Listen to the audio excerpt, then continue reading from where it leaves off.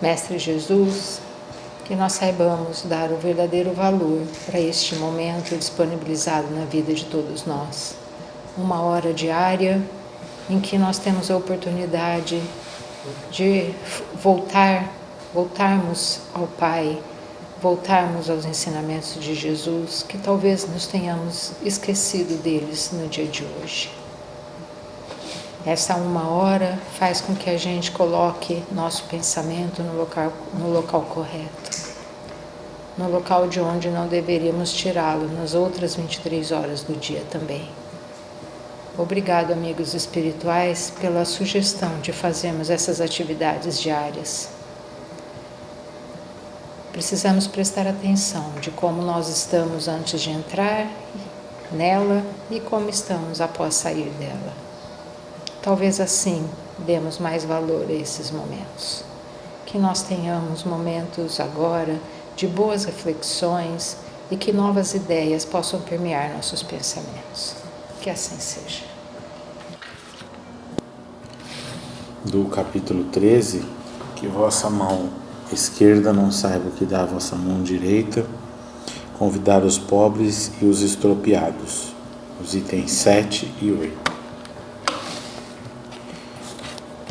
Disse ainda àquele que lhe tinha convidado: quando deres algum almoço ou jantar, não convide nem teus amigos, nem teus irmãos, nem teus parentes, nem teus vizinhos que forem ricos, para que depois eles não te convidem, por sua vez, e te retribuam o que receberam.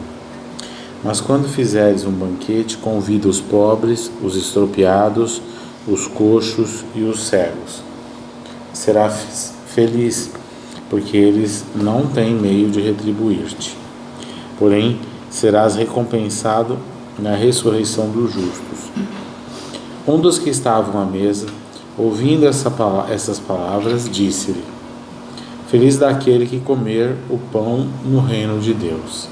Lucas capítulo 14, versículos 12 a 15. Quando fizeres um banquete, disse Jesus, não convides teus amigos, mas os pobres e os estropiados. Essas palavras, absurdas se tomadas ao pé da letra, são sublimes se buscar sua essência. Certamente Jesus não quis dizer que em lugar de seus amigos é preciso reunir em sua mesa os mendigos da rua. Sua linguagem quase sempre era figurada e, para homens incapazes de compreender as nuances delicadas do pensamento, era preciso imagens fortes, produzindo o efeito de cores berrantes. O fundo de seu pensamento revela-se em suas palavras. Serás feliz porque eles não têm meios de retribuir-te. Isto é, não se deve fazer o bem visando algum retorno, mas somente pelo prazer de fazer. Para fazer uma comparação viva, disse: convida para teu banquete os pobres, pois sabes que estes em nada poderão retribuir-te. Não é preciso entender por banquete as comidas propriamente ditas, mas a participação na abundância que desfrutais. Essa palavra, entretanto, pode também ter aplicação no sentido mais literal. Quantas pessoas só convidam à sua mesa aqueles que podem, como dizem, fazer-lhes a honra, ou que podem convidá-los por sua vez. Outras, ao contrário, têm satisfação em serem honrados com a presença de seus parentes ou amigos, que são menos felizes. Ora, quem é que não os tem entre os seus? E isso por vezes é, sem parecer, prestar-lhes um grande serviço. Aqueles que fazem isso, sem ir buscar os cegos e os estropiados, praticam a máxima de Jesus, mas se o fazem por benevolência, sem ostentação, e se sabem dissimular o benefício através da sincera cordialidade. Bom, quando a gente se debruça sobre o ato caritativo, Jesus traz para nós os direcionamentos morais necessários para que a gente aprenda a fazê-lo da forma mais sublime e da forma que mais agrada a Deus. E esse trecho que a gente está lendo no dia de hoje traz um impulso para as nossas mentes no sentido de que a gente tem que aprender a tudo aquilo que a gente realiza, todos os nossos atos, eles serem isentos de interesse. No patamar evolutivo que a gente se encontra, às vezes a gente se engana achando que a gente já faz isso, mas existem sinais pós-realização desses atos que podem mostrar para nós se a gente tem conseguido ou não agir dessa forma, que é realizar esses atos sem o interesse.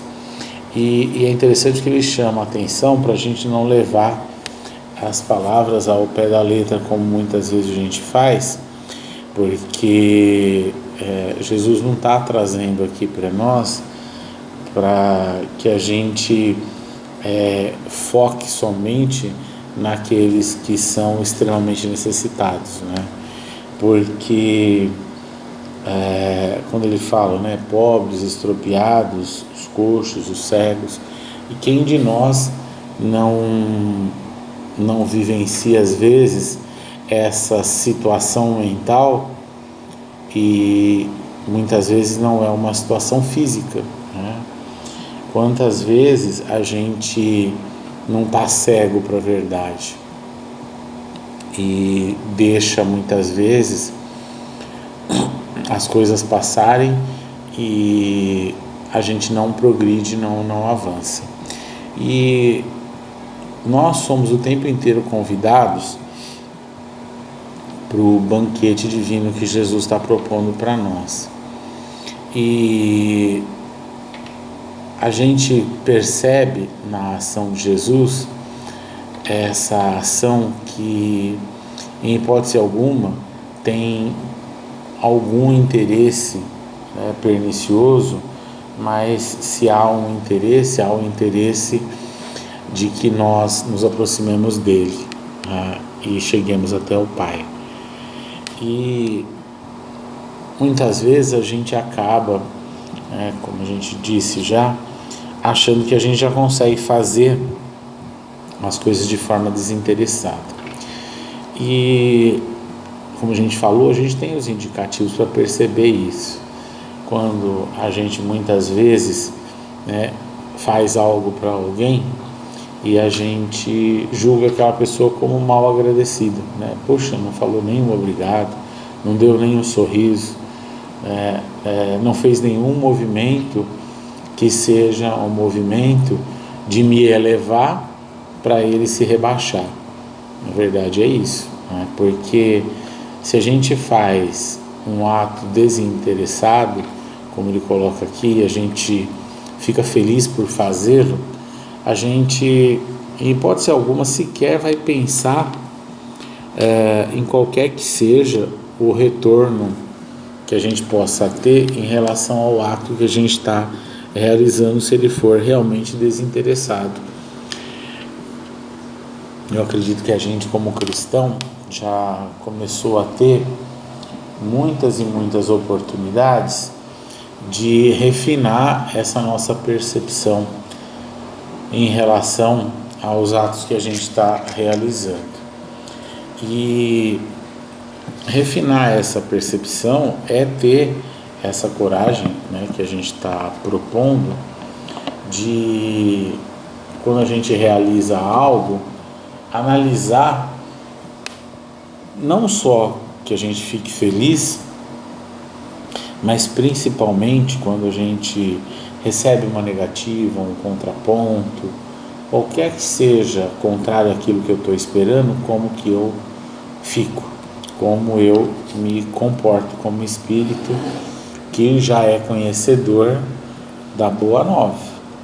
A gente é conhecedor, a gente ainda não é vivente dela, mas a gente já tem condição de ter essa observação, né?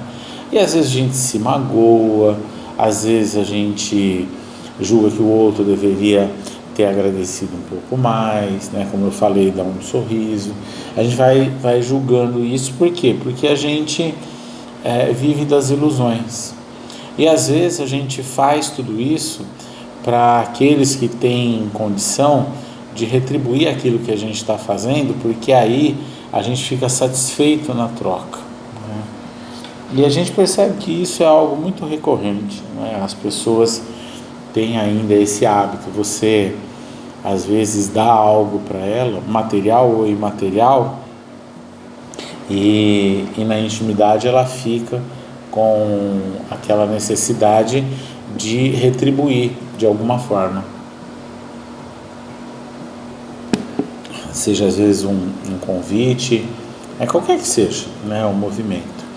Então eu acho interessante refletir sobre isso, porque nós, por ainda fazermos muito isso, e às vezes a gente já avançou em alguns pontos e em outros pontos ainda não, e ainda faz, né, algo que é voltado para o interesse, e a gente perde às vezes a oportunidade de se desenvolver, a oportunidade de crescer com esses atos que nós estamos realizando, né? Então, Jesus está trazendo aqui para todos nós uma possibilidade de crescimento que faz com que mentalmente a gente empurre as ideias na nossa mente para fazer esse processo de filtragem e aprimoramento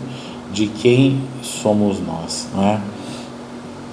E principalmente quando ele traz aqui um pensamento muito interessante, que é o pensamento para quem a gente realiza esse convite à nossa mesa, tá? Não só para uma refeição, mas para qualquer instante da nossa vida, a gente consegue fazer esse movimento, né? Eu consigo já realizar algo para alguém que eu tenho uma inimizade, por exemplo, porque aqui, né, ele está colocando pobre, estropiado, coxo, cego. Uma inimizade que nós tenhamos com alguém é um adoecimento, né? Talvez não seja coxo nem cego, mas está estropiado mentalmente, se a gente parar para poder pensar. E se a gente está buscando a nossa cura, a gente tem que olhar para essas situações e não ficar preso à matéria, né? A gente fica, às vezes, lê as palavras e fica muito preso à matéria. Existem criaturas paupérrimas moralmente e extremamente abastadas materialmente. E a gente consegue trocar com essas pessoas, consegue auxiliar essas criaturas a avançarem, a chegarem próximo do ponto que a gente julga já estar, porque a gente se julga às vezes melhor que os outros no âmbito daquilo que a gente enxerga, mas às vezes o outro é melhor que nós numa outra situação. Às vezes a gente tem muito pouca condição financeira, mas é extremamente avarento. E às vezes a gente é extremamente abastado, né, pobre moralmente, mas materialmente a gente distribui alimentos, proporciona trabalho, faz um monte de coisas materialmente falando. Quem será que é pior? Será que existe alguém que é pior? A gente tem que refletir sobre isso, porque cada um de nós está numa etapa onde a gente está necessitando de auxílio. Jesus está convidando todos nós para o banquete divino. mas Ele está trazendo também para nós aquilo que nós estamos dando para o mundo, que a gente já pode fazer, que é auxiliar uns aos outros. Mas às vezes a gente ignora isso. Às vezes a gente ignora que já tem essa capacidade de fazer algo uns pelos outros e realmente pegar essas palavras de Jesus e elevar elas para um outro patamar. Sair dessa materialidade ainda infantil nossa, onde a gente fica preso a situações que demonstram que há uma ausência de maturidade espiritual da nossa parte. Para aí a gente poder encontrar no meio que a gente está aqueles que precisam ser convidados. Ser convidados, às vezes, como eu disse, às vezes ele não é pobre materialmente, mas ele precisa do calor da moral que a gente poderia dar. Se a gente já tem um pouco construído, a gente pode dar esse pouco construído nosso para aquele que às vezes não tem nada, materialmente, moralmente falando, porque a gente pode não vivenciar toda a parte moral, mas a gente já conhece ela, e às vezes as criaturas nem conhecem, e a nossa parte na obra divina às vezes é compartilhar o pouco que eu conheço e não pratico. Já é um avanço, já é colocar todos nós numa outra situação. Tem muitas pessoas que estão cegas para a verdade, e às vezes a gente quer embutir, empurrar para o outro aquilo que eu acho que é a verdade. E eu sempre aprendi que o melhor exemplo que a gente pode dar de verdade é apresentar Jesus para as pessoas, porque Jesus é incontestável. Nós, e eu já ouvi às vezes pessoas dizendo isso, que já descortinou a verdade, é a verdade dele, Não existe a verdade de cada um, uma verdade é uma só. E as pessoas se confundem um pouco com isso, Acham que porque tem a verdade dele e a verdade de Deus. Não existe isso. Isso é um equívoco que a gente comete, mas a gente pode compartilhar com o outro aquilo que eu já descortinei, aquilo que eu compreendo da verdade, não que isso seja a verdade.